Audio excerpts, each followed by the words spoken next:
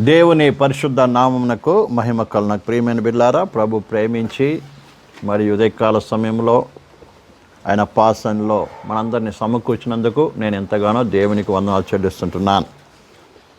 మన గత దినాల్లో ప్రభు అయిన యేసు క్రీస్తు ఆ కల్వారి శిలువలో మరణించినప్పుడు జరిగినటువంటి యొక్క సంఘటన గురించి మనం ధ్యానిస్తూ వస్తున్నాం. మీకందరికీ కూడా జ్ఞాపకం ఉందని నేను అనుకుంటున్నాను. యేసుక్రీస్తు ఆ కల్వారి శిలువలో మరణించినప్పుడు ఈ భూమి మీద ఎలాంటి సంఘటనలు జరిగాయో ఒకసారి జ్ఞాపకం చేయని చూద్దాం. యేసు ప్రభు ఆ కల్వారి శిలువలో సమాప్తమైనది అని చెప్పి తన ప్రాణాన్ని, తన ఆత్మను తండ్రికి ఏం చేశాడు? అప్పగించినప్పుడు భూమి మీద కొన్ని సంఘటనలు జరిగాయి. ఏమేమి జరిగింది చెప్పండి. మొట్టమొదటి ఏమైంది? సూర్యుడు చీకటి కమ్ముకుంది. రెండోది బండలు బద్దలయ్యింది. తర్వాత సమాధులు తెరవబడింది. తర్వాత తెర చినిగింది. తెర చినగటం గురించి మనము అనేక విషయాలు నేర్చుకున్నాం. ముఖ్యముగా తెర పైనుండి కిందికి ఏమైంది? చినిగిపోయింది. ఆ తెర మరి యొక్క ఎలాంటిదో, ఏ రీతిగా చినిగిందో, ఆ చినిగుడు ద్వారా మనకు కలిగినటువంటి యొక్క ఆధిక్యత, ఆశీర్వాదం ఏంటిదో కూడా చూసాం. ఏం ఆశీర్వాదం దొరికింది మనకి తెర చినుగుడు ద్వారా? మనమందరం కూడా అన్యజనులు కావచ్చు, స్త్రీలు కావచ్చు, పురుషులు కావచ్చు, అందరూ కూడా సకల మానవ జాతి కూడా ఎక్కడికి వెళ్ళడానికి అవకాశం దొరికింది? దేవుని దగ్గరికి వెళ్ళడానికి అవకాశం దొరికింది. అంటే దేవునికి మనిషికి ఉన్నటువంటి అడ్డు తొలగిపోయింది. అది ఎంతో గొప్ప ధన్యత. ఒకవేళ ఆ తెర చినకపోతే, లేక యేసు ప్రభు కల్వారి శిలువలో ప్రాణం పెట్టకపోతే, రక్తం చిందించకపోతే మనకి ఈరోజు ఈ ధన్యత ఉండేది కాదు. అందుకని మొట్టమొదట మనం దేవుని సన్నిధికి వచ్చినప్పుడు, దేవా ఇంత గొప్ప భాగ్యం ఇచ్చినందుకు నీ కృతజ్ఞతలను ఏం చేయాలి? మనము కృతజ్ఞతాస్తుతులు చెల్లించవలసిన బాధ్యత ప్రతి విశ్వాసికి ఉందండి. ఒకవేళ యేసు ప్రభుకినా ఆ కల్వారిలో చనిపోకపోతే మనకి దేవుడు దొరికేవాడు కాదు. మనం ఇంకా కూడా ఎలా ఉండేవారం? కనబడిన రాళ్ళకు, రప్పలకు, చెట్లకు, పుట్టలకు, కొండలకు మొక్కుకుంటూ బతికి చివరికి మన ఇష్ట ప్రకారం జీవిస్తూ ఏది పాపమో, ఏది పుణ్యమో, ఏది మంచో చెడు తెలియక చివరికి మనం ఎక్కడికి వెళ్ళవలసి వచ్చును? నిత్య అగ్నిగుండంలోకి వెళ్ళవలసి వచ్చును.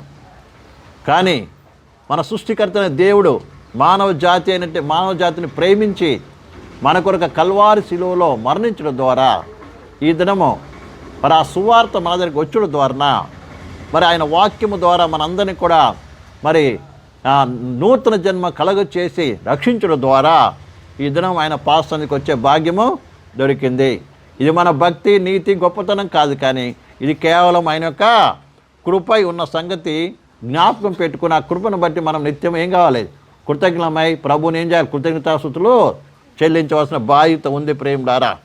ఇంకా కూడా ఆ యొక్క తెర చినిగిపోవడం ద్వారా మనకు తెలియపరుస్తున్న కార్యాల గురించి కొన్ని విషయాలు ఉన్నాయి. అవి నేర్చుకుందాం ఈ యొక్క ఉదయకాల సమయంలో. మొట్టమొదటిగా ప్రేమలో ఎఫెసీ రాసిన పత్రిక 1వ అధ్యాయము, ఎఫెసీ రాసిన పత్రిక 1వ అధ్యాయము, ఎఫెసీ రాసిన పత్రిక 1వ అధ్యాయము 7వ వచనం చదువుకుందాం. దేవుని కృపా మహదైశ్వర్యమును బట్టి ఆ ప్రియుని యందు ఆయన రక్తం వలన మనకు విమోచనమును, అనగా మన అపరాధములకు క్షమాపణను మనకు కలిగి ఉన్నది. కళ్ళు మూసుకుంటే ప్రార్థన చేసుకుందాం. స్తోత్రం తండ్రి, మహోన్నతుడా, మహాపరిశుద్ధుడా, జీముల తండ్రి, ఈ ఉదయకాల సమయంలో మరోసారి నీ సిలువను గురించి ధ్యానించేటువంటి గొప్ప కృపా భాగ్యం ఇచ్చినందుకు వందనాలు. పరిశుద్ధాత్మదేవ, మమ్మల్ని హస్తం సమర్పిస్తున్నాం. మాకు బోధకుడు ఇవ్వండి. నీకు ప్రభా నువ్వు మాకు బోధించమని ప్రార్థిస్తున్నాం. ప్రతి ఒక్కరు కూడా ప్రభా గ్రహించినట్లుగా, అర్థం చేసుకున్నట్లుగా ఆ కల్వారి ప్రేమను అర్థం చేసుకొని నీ కృతజ్ఞమై ప్రభా నీ కొరకు జీవించేటువంటి గొప్ప కృపాభాగ్యం దయచేయమని, అల్పినను మరుగుపరిచి నీ వాక్యం ప్రత్యక్షపరచమని యేసునామములో ప్రార్థిస్తున్నాం తండ్రి. ఆమేన్. హల్లెలూయా, హల్లెలూయా. అలాగనే కొలస్సీ రాసిన పత్రిక 2:14 చదువుకుందాం. కొలస్సీ రాసిన పత్రిక 2:14 చదువుకుందాం. మరియు అపరాధముల వలనను శరీరమందు సున్నతి పొందకుండా ఉండుట వలనను మీరు మృతులై ఉండగా దేవుడు వ్రాతపూర్వకమైన ఆజ్ఞల వలన మన మీద రుణముగాను మనకు విరోధముగా ఉండిన పత్రమును మేకులతో సిలువకు కొట్టి దాని మీద చేవ్రాతను తుడిచివేసెను. చాలండి. ఈ 2 వాక్యాలు మనం జాగ్రత్తగా పరిశీలన చేసినప్పుడు ఆ కల్వారి సిలువలో ప్రియమైన బిడ్డలారా యేసు ప్రభు మరణించటం వలన మనకి తెలియపరచబడుతున్న విషయం ఏంటిదంటే, మానవ పాప పరిహార్థమై చెల్లించవలసినటువంటి పరిపూర్ణమైనటువంటి యొక్క చెల్లింపు ఏమైంది? చెల్లింపబడినది. అర్థమైందండి? ఏ మానవ జాతి చేసిన పాపము కొరకు పరిహారం చెల్లించాలో ఆ పాప పరిహారం అన్నది ఏమైంది? యేసు ప్రభు ద్వారా ఏమైంది? సంపూర్తిగా చెల్లింపబడినది.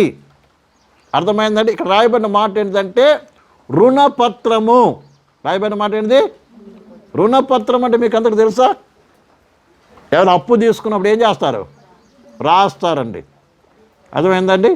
ఇంత అప్పు తీసుకున్నట్టుగా ఏం రాసి ఏం సంతకము, నేను నీ పలానా వ్యక్తి దగ్గర తీసుకున్నాను అని రాసి పెట్టుకున్న పత్రం రాసి ఆ వ్యక్తికి ఇస్తారు. అర్థమైంది? ఎవరైతే అప్పు ఇచ్చాడో ఆ వ్యక్తికి ఏం చేస్తారు? రాసి ఇస్తాడు.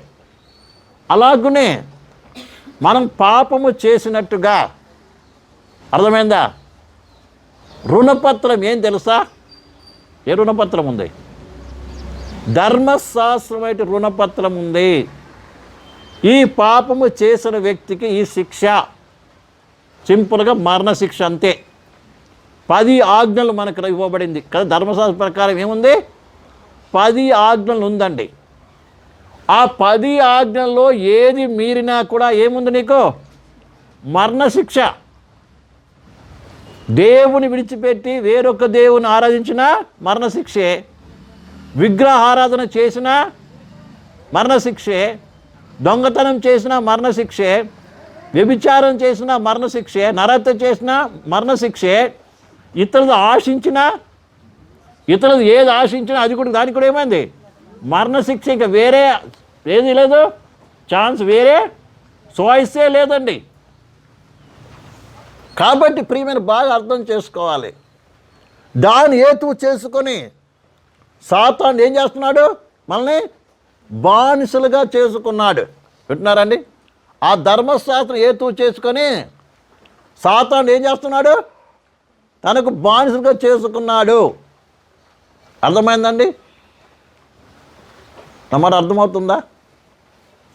అందుకని సాతాను ఏం చేస్తాడు? ఎప్పుడైతే నీలో పాపం కనబడుతుందో వాడేమంటాడు? ఈ వ్యక్తి నావాడు. ఎప్పుడు ఆజ్ఞ అతిక్రమిస్తావో అప్పుడు ఏమంటాడు? ఇతను నా వ్యక్తి, నాకు సంబంధించిన వ్యక్తి. అంతెందుకు, మోషే చనిపోయిన తర్వాత దేవుని దూత యొక్క శరీరాన్ని తీసుకొని పోతున్నప్పుడు, అంటే పునరుద్ధానం అయ్యి మోషే ఏమై పునరుద్ధానం అయ్యాడు. ఆయన మళ్ళీ చనిపోయాడు. దేవుడు ఏం చేశాడు? అతన్ని పాతి పెట్టాడు.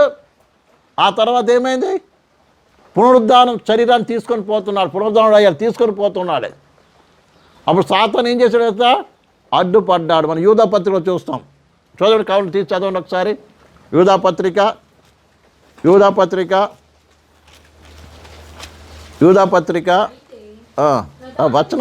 వచనం చెప్పి చదవాలి. నేను వచనం చెప్పలేదు కదా ఇంకా. 1:9. అయితే ప్రధాన దూతైన మికాయేలు అపవాదితో వాదించుచు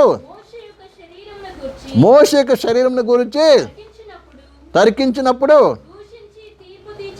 దూషించి తీర్పు తెగింపక ప్రభు నిన్ను గద్దించునుగాక అనెను. ఇక్కడ ప్రధాన దూత అయినటువంటి మికాయేలుతో ఎవరు వాదిస్తున్నారు? దేని గురించి వాదిస్తున్నారు? మోషే శరీరం గురించి వాదిస్తున్నది. ఏమని వాదిస్తుండొచ్చు? ఈ శరీరం ఎవరిది? నాది. ఇతన్ని పైకి తీసుకుపోవడానికి అనుమతి లేదు. అప్పుడు దేవుడు అన్నాడు, దూత అంటుంది నిన్ను గద్దించునుగాక. దేవుడు ఏం చేస్తాడు? గద్దిస్తాడు. ఎందుకు? ఈ శరీరం గురించి మికాయేలు దూతతో ఎందుకు వాదన పెట్టుకుంది? మికాయేలు దూత అంటే ఎవరండి? సకల యెహోవా సైన్యాధిపతి. మికాయేలు అంటే ఎవరు? యెహోవా దేవుని సైన్యంతటికి అధిపతి. అర్థమైందండి? అతనితో ఏం చేస్తుంది? వాదన పెట్టుకుంటుంది. ఇక్కడ ఇంకొక వాటికి కూడా అర్థం చేసుకోవాలి. దేవుడు ఏదో వేరే దేవతలు పంపించలేదు, కానీ డైరెక్ట్ మోషే శరీరం తీసుకోవడానికి ఎవరిని పంపించాడు? మికాయేలు దూతను పంపించాడు. అర్థమవుతుందండి?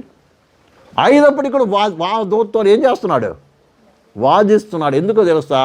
దేవుడు చెప్పిన ఆజ్ఞని ఏం చేశాడు? ఆయన అతిక్రమించడం చూస్తాం. ఏంటి ఆయన అతిక్రమం తెలుసా? ఏం అతిక్రమం చెప్పండి? బండతో మాట్లాడమంటే ఏం చేశాడు ఆయన? బండను రెండోసారి కొట్టాడు. బండ ఎవరు చూపిస్తుంది తెలుసా? ప్రభువైన యేసుక్రీస్తుని చూపిస్తుంది. కొట్టడం అంటే ఏంటి తెలుసా? యేసుక్రీస్తు ఒక్కసారి సిలువ వేయబడాలి. అర్థమైందని? ఒక్కసారి సిలువ వేయబడాలి. రెండోసారి కొట్టడానికి అనుమతి లేదు. రెండోసారి సిలువ వేయటానికి అనుమతి లేదు. ఈ దినం అనేక సార్లు యేసు ప్రభుని ఏం చేస్తున్నారండి? సిలువ వేస్తున్నారు. ఎలాగా?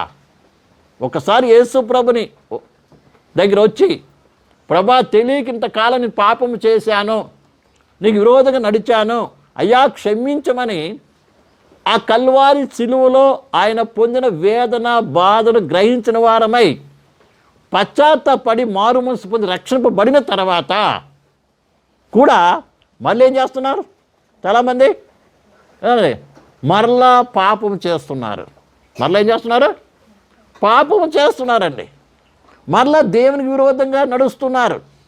దేవుడు వద్దనటువంటి కార్యాన్ని తమ స్వ ఇచ్చలను అనుసరించి, ఆశలను అనుసరించి ఏం చేస్తున్నారండి? దేనికి విరోధంగా ఏం చేస్తున్నారు? కార్యాలు జరిగిస్తున్నారు. అలాంటప్పుడు దాని అర్థం ఏంటి తెలుసా? ఏంటిది? నువ్వు యేసయ్యను మరలా గాయాలు రేపుతున్నావు, మరలా సిలువ వేస్తున్నావు అని దాని అర్థం.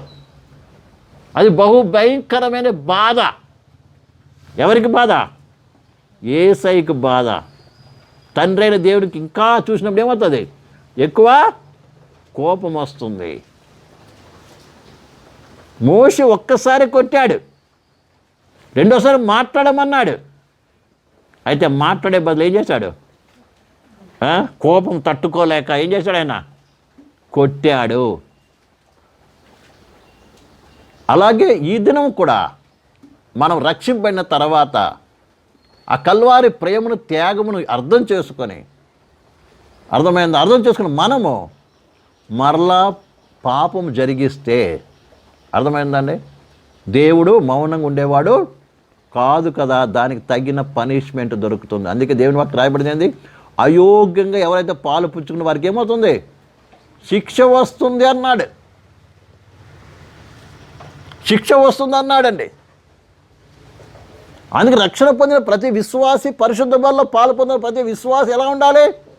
జాగ్రత్తగా ఉండాలి, బైబిల్గా నడుచుకోవాలి. ఏమవుతుందిలే ఆ టైం వచ్చి మళ్ళీ క్షమాపణ వేడుకుందాం, అది కాదండి. తెలియక చేస్తే అది వేరే విషయం, కానీ హృదయపూర్వకంగా కావాలని చేస్తే, ఎందుకంటే మోషేకి బాగా తెలుసు, తెలియనివాడు కాదు. ఆయన కూడా ఏం చేశాడు? ఆయన బండను రెండోసారి కొట్టాడు. అందుకే దేవుడు అన్నాడు, ఇక నీ పని అయిపోయింది, నువ్వు కానాను ప్రవేశించావు అని శిక్ష కూడా వేసేశాడు. అప్పటికే మోషేని వదిలిపెట్టకపోతే నిన్ను వదిలిపెడతాడా? ఇదను మనకు వస్తున్న కొన్ని శ్రమలకు కారణము పరిశుద్ధ బలను అయోగ్యంగా తీసుకోవడమే. అందుకే ఏ బాధ వచ్చినా, ఏ కష్టం వచ్చినా, ఏ రోగం వచ్చినా, ఏ వ్యాధి వచ్చినా ఏం చేయాలి? బల్ల తీసుకున్న తర్వాత ఒకసారి పరిశీలన చేసుకోవాలండి. అర్థమైందా? పరిశీలన చేసుకోవాలి. హృదయాన్ని కఠినపరచుకోవద్దు. మనం చేద్దాం, ఏదో వ్యాధి వచ్చిందంటే బల్ల తీసుకుంటే వ్యాధి వస్తుంది, ఏం చేస్తాం మనము? అన్ని జనులకు మనం కూడా ఏం చేస్తాం? డబ్బులు ఉన్నాయి కదా, వెళ్ళిపోతాం ఇక్కడికి హాస్పిటల్కి. ప్రార్థన చేయం, ప్రభా ఇది ఎందుకు వచ్చింది, ఎందుకు వచ్చింది? ఒకవేళ బలను అయోగ్య తీసుకున్నాం చూడనమ్మా. అన్నమాట అర్థమవుతుంది మీకు అందరికీ. కాబట్టి ప్రియమైన పిల్లారా, ఈ విషయాన్ని ప్రతి ఒక్కరు బాగా మనము అర్థం చేసుకోవాలి. ఇక్కడ చెప్పే విషయం ఏంటంటే, ఒక్క పొరపాటు చేసినందుకే మోషేని ఏం చేశాడు? మోషే శరీరం ఏమో అడ్డు వచ్చాడు. ఎక్కడికి పరలోకాన్ని తీసుకుపోవడానికి వీలు లేదు, ఇతను నావాడు. అర్థమైందా?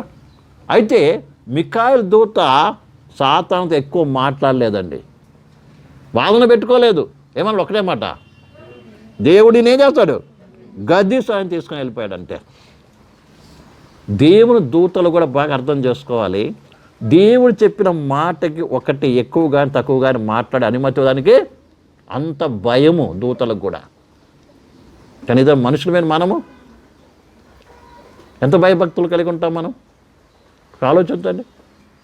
పరిశుద్ధ దూతలకి అంత భయభక్తి ఉంటే, ఆయన కుమారులమని చెప్పుకుంటున్న మనము, వారసులమని చెప్పుకుంటే మనకి ఎంత భయము భక్తి మన జీవితంలో ఉండాలి. మన మాటలు ఎంత జాగ్రత్తగా ఉండాలి.